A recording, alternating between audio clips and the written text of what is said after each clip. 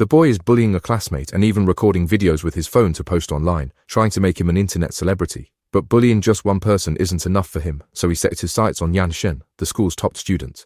He had his classmate take off his slipper and walked up to Si-eun, giving him a hard slap. Si-eun took off his headphones, expressionless, turned around and coldly said to him, "Be careful next time." There was no fear in his eyes. Sheltar felt that Si-eun's response made him lose face. He walked up to Si-eun and said, "I did it on purpose. What's there to watch out for? Do you know that our classmates all find you off-putting?" Even seeing the same thing, as long as you mention finding something off-putting, Si-eun said, "Are you bored? Instead of looking for trouble when you have time, why not memorize small words?" His dismissive attitude once again made Sheltar lose face. At that moment, members of the baseball team rushed into the classroom. The reason was because Shu-hao was dating the girl he liked. Shu-hao said, "That girl isn't my type. She kept harassing me, so I agreed to have a meal with her." These words made the baseball boys feel they were being mistreated and wanted to retaliate. These boys, holding baseball bats, charged straight at Shu-hao. However, Shu-hao had been practicing martial arts since childhood. These guys were no match for him. Shu-hao merely defended himself and gave them a mild reprimand without being harsh, but the baseball boys became more aggressive and pushed the fight further until Shu-hao landed a punch. 야, 이거 보건실 데리고 가고 형 이름 말하면 뒤진다. 응? For PE class the next day, Xiao's father threw Si-eun's sportswear into the bathroom trash can. When Si-eun couldn't find his own sportswear in his backpack, he guessed who did it. During PE class, they not only mocked Si-eun's running style, saying he looked like a zombie, but also imitated him while laughing loudly. Shu-hai couldn't stand their sleazy behavior, so he threw his shoe at them. The kid who was hit feared Shu-hai's fist. 가져와. After class, Si-eun went to the locker room to warn them to stop and not cause trouble. The school bully thought his attitude was too arrogant and harshly choked his neck for a long time. But Si-eun still showed no fear on his face. Fortunately, the teacher arrived in time, preventing more serious consequences. Sheltar couldn't understand why no matter how much he intimidated Si-eun, he showed no sign of fear. Someone nearby reminded him that Si-eun regarded academic performance as most important. Physically attacking his grades might dampen his spirit. So during the exam, the infamous and ruthless school bully ordered one of his peers to stick Fentaimi firmly around Si-eun's neck.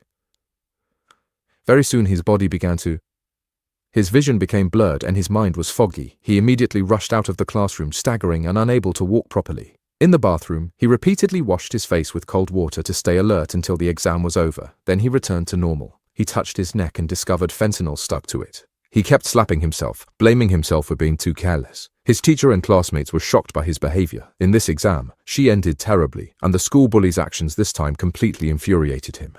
Unable to bear it any longer and with no patience left, he decided not to sit idly by. He grabbed a book and violently struck the school bully's head, then used a pen to stab another thug's palm.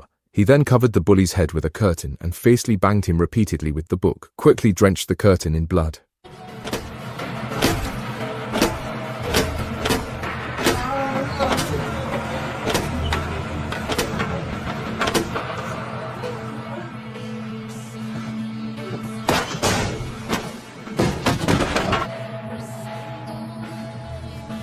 내가 부탁했잖아.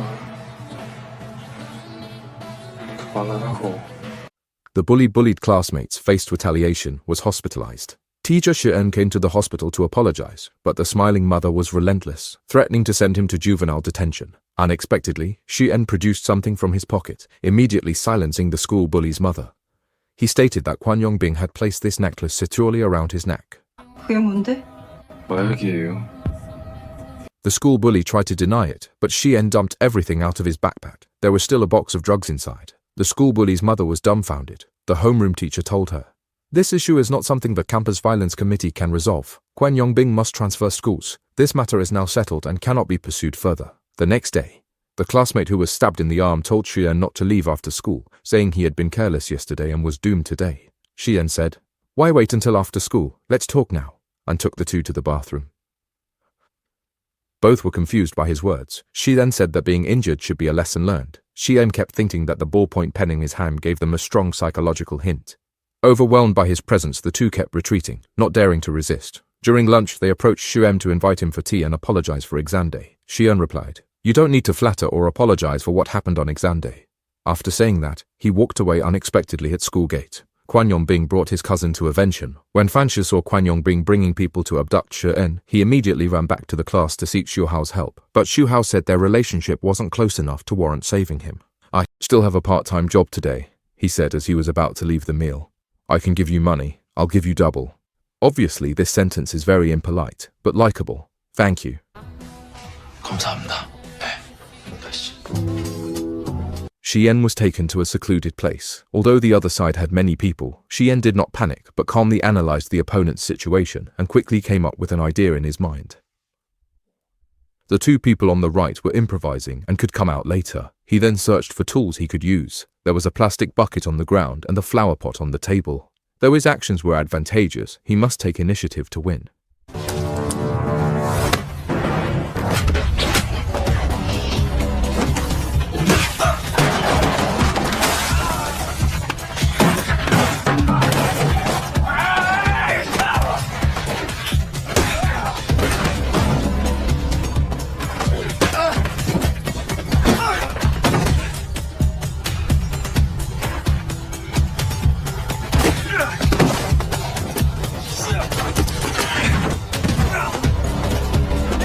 As Si-eun had just taken down 4 people, his 2 slacker classmates didn't dare to stop him. At that moment, their cousin rushed towards Si-eun and delivered a devastating throw. Upon seeing Si-eun fall to the ground, Kwan Yongbin immediately sprang forward to finish him off, kicking him fiercely in the stomach. Even his cousin was dumbfounded. Kwan Yongbin had his 2 classmates hold Si-eun's hands. They aimed to maim Si-eun's hands to prevent him from studying, causing lifelong suffering. Kwan Yongbin repeatedly stomped hard on Si-eun's hands, whose pained expression remained silent without pleas for mercy. At that moment, Xiu-hao finally arrived.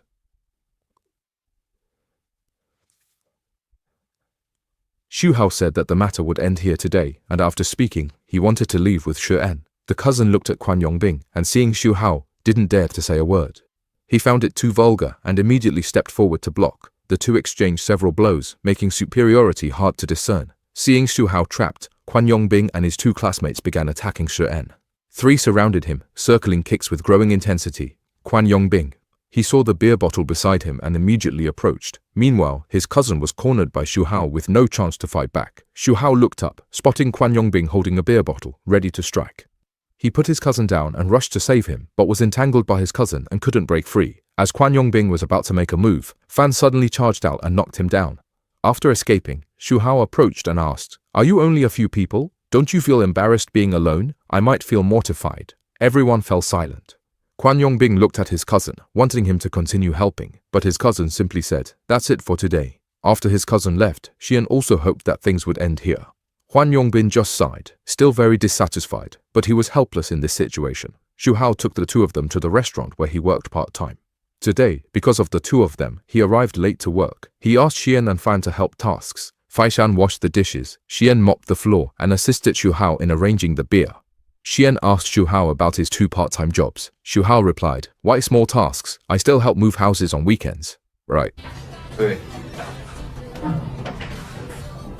형이라고 부르고 싶냐? 어? After work, the 3 reunited for a meal.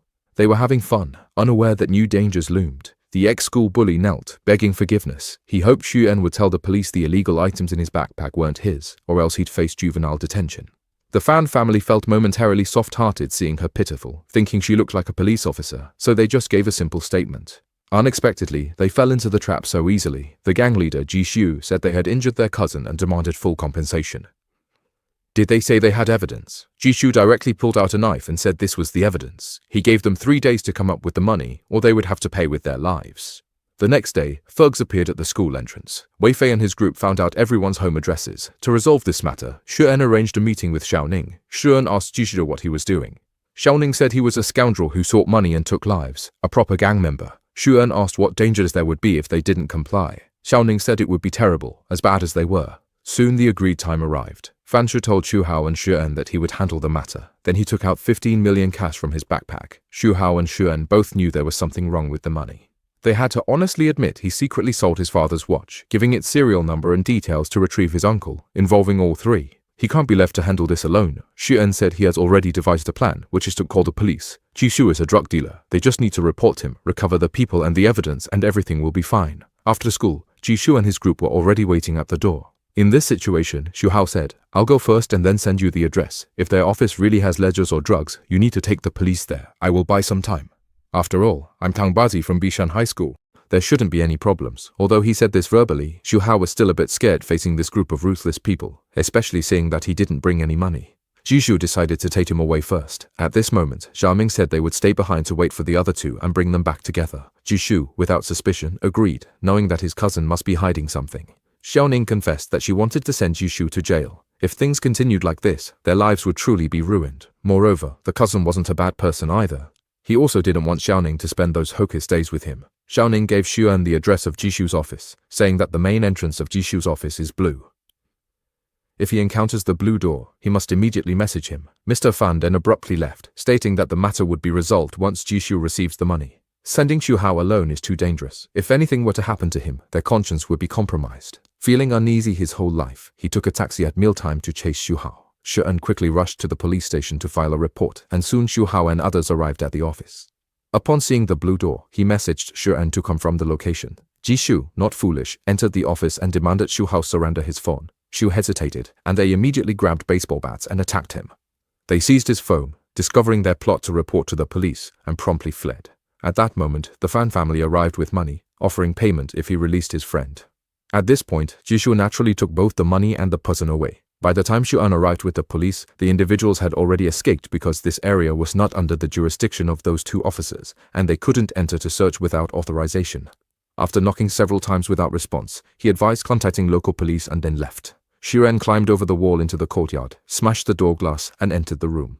He quickly noticed bloodstains on the ground and immediately recalled the scene of Xu Hao being beaten. He called Xu Hao and Fan Shu, but no one answered. At this moment, Jishu also realized that someone must have betrayed her. She asked her cousin to bring Xiaoning over. Her cousin gave Xiaoning the bank card and asked him to find a place to rest, planning to handle everything on his own and then leave alone. At that moment, Xu-en called to ask if he knew anything. See you next episode. When he Fan Bao went somewhere, Xiaoning then realized that their cousin might also be in danger. He asked Xian to turn on location sharing and told him to definitely bring the police, otherwise they would really die. The black boss broke their cousin's arm because he helped his younger cousin fight during work hours. Holding the diagnosis report, the black boss located the 3 high school students involved. He set a 3-day deadline to produce 15 million, threatening their lives if unpaid. Unexpectedly, they refused and called police to raid his old hideout. They captured their betraying cousin and brutally beat him. Xiaoning launched a sneak attack, knocked down Jishu, seized his knife and warned everyone against reckless actions. But he was just too weak. Soon Jishu stood up again, pretending to have a headache as a feint. As he tightly gripped Xiaoning's neck, Xiaoning had no room to fight back and was about to suffocate. Suddenly, an alarm sounded from afar, and then Xu-en stood in front of Jishu. Xu-en said, "It's over. The police have arrived and are searching for contraband in your car. You better run now." They fled in panic, heads low. After Xu-en untied Xu Hao and Fan Shu, Xu Hao said, "I'll never come to the amusement park again." Shortly after, they discovered Jishu had returned. The alarm was triggered by his phone. Jishu, realizing he'd been deceived, angrily threw his phone to the ground, sparking a brawl between two groups. His cousin deemed it wise to leave, departing with Xiaoming and Lao Yao. At that moment, Jishu picked up a knife from the ground and lunged at Xu-en. Xu-en quickly turned to dodge but still got a cut on his face. Jishu declared, "This time I will definitely stab you to death." The police arrived just then, revealing that Xu-en had reported them before visiting the amusement park. Amid the chaos, Jishu shoved his subordinates onto officers and escaped. Seeing him flee, Xu-en ignored police pleas and sprinted after him. Jishu was speechless, not expecting such stubborn persistence. Xu-en quickly grabbed a stick and threw it. Jishu over the shoulder threw, knocking Xu-en down and drew a knife to finish him off. At that moment, Xu Hao arrived. After exchanging slaps, the severely injured Xu Hao quickly found himself disadvantaged. Seeing an opportunity with a brick, Xu-en acted swiftly. Just as Jishu felt triumphant, Xu-en threw him a bottle. Eventually, both worked together to subdue Jishu. Xu Hao exclaimed, "Are you crazy? You chased him alone." Xu-en replied, "I knew you'd come." Finally, police arrested everyone. Xu-en and Fan Shu were also taken to the police station for questioning. Shortly after, Fan Shu's father's assistant came to the room to inform him. The police department will neither inform the school nor notify the parents about this matter, as they are not involved. They also hope that Xin keeps it confidential from his parents. Xin and Xiaoning come to the hospital to visit the seriously injured Xu Hao. Regarding this matter, Fan Shu's family has already handled everything. His father is a congressman. Xu Hao said he really envies Fan Shu for having such a powerful father, but Fan Shu doesn't think that way internally.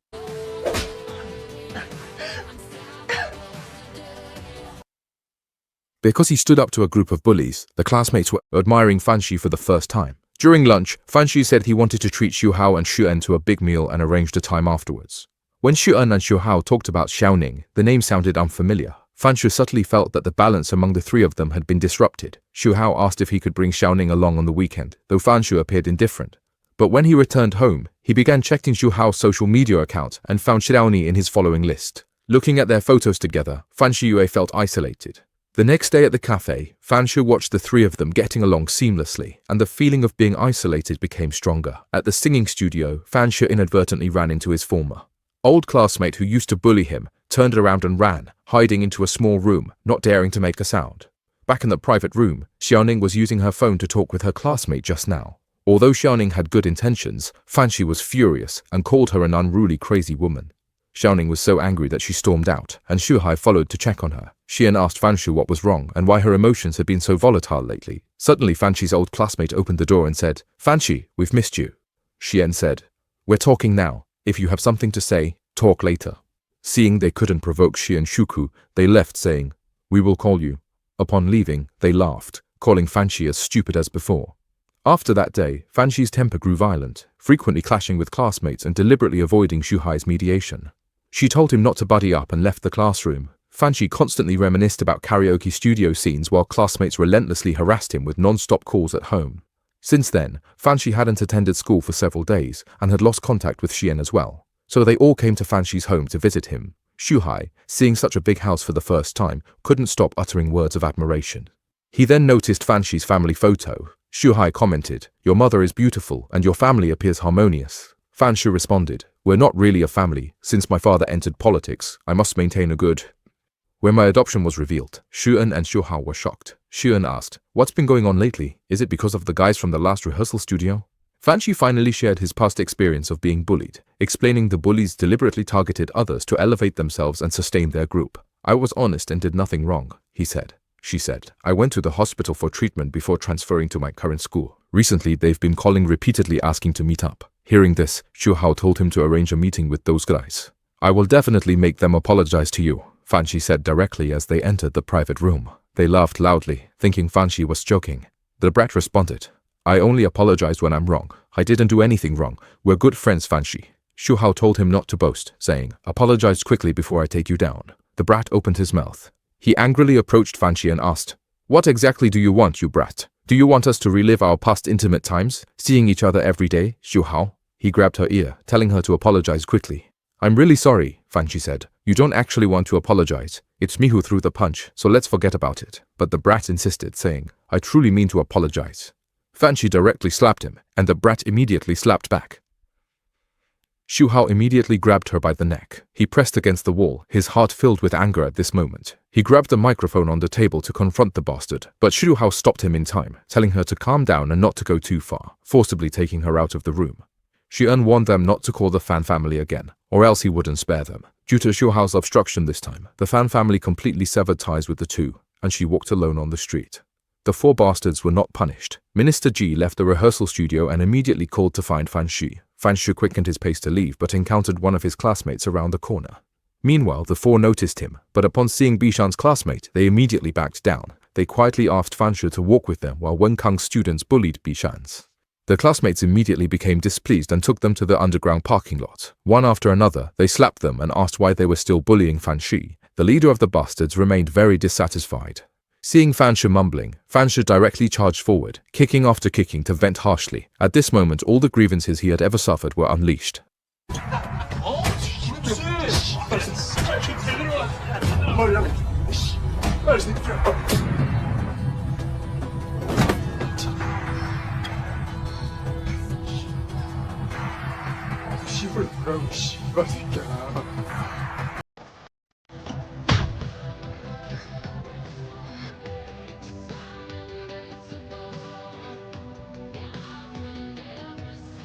끝났냐? 끝나러 가자.